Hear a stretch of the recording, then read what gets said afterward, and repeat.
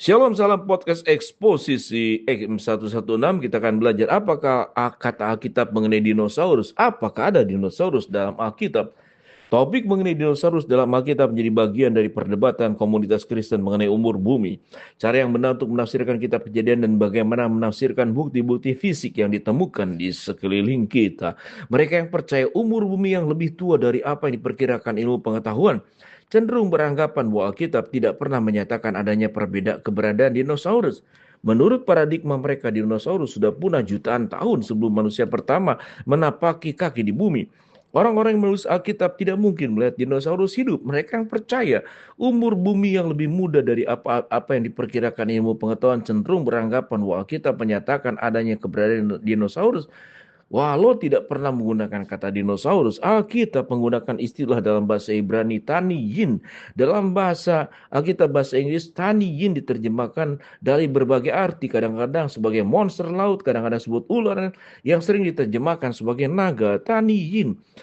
Sepertinya semacam reptil raksasa, makhluk-makhluk ini dicatat hampir 30 kali dalam perjanjian lama, hidup di darat dan di air selain lebih dari 30 kali mencatat bagaimana makhluk raksasa ini di seluruh perjanjian lama. Alkitab juga menyebut beberapa macam makhluk yang merujuk pada cara Alkitab menyebutkannya. Beberapa sarjana percaya penulis Alkitab mungkin sedang berusaha menggambarkan dinosaurus.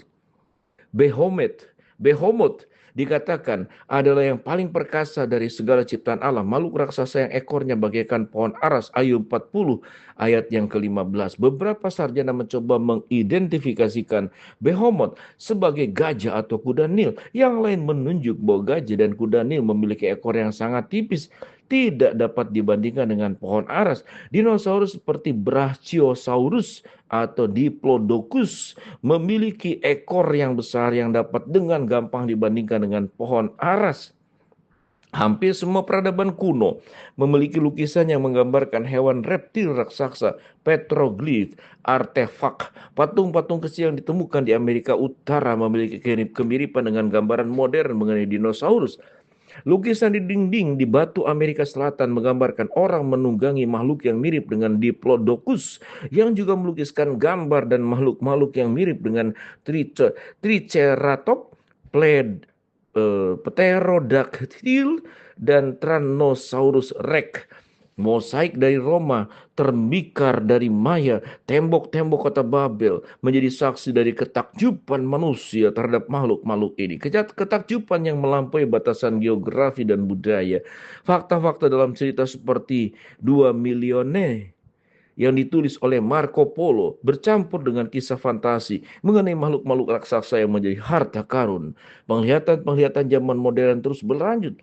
Sekalipun biasanya disambut dengan ketidakpercayaan, selain sejumlah besar bukti historis dan antropis atau budaya bahwa manusia dan dinosaurus pernah hidup secara bersama-sama, ada pula bukti-bukti fisik lainnya, seperti fosil jejak kaki manusia dinosaurus yang ditemukan di tempat yang sama di Amerika Utara dan Asia Tengah Barat Daya, di bagian barat. Jadi, adakah dinosaurus dalam Alkitab? Jawabannya, mengenai ini masih jauh dari kesepakatan. Hal ini tergantung pada bagaimana saudara menafsirkan bukti-bukti yang ada dan bagaimana saudara memandang dunia ini.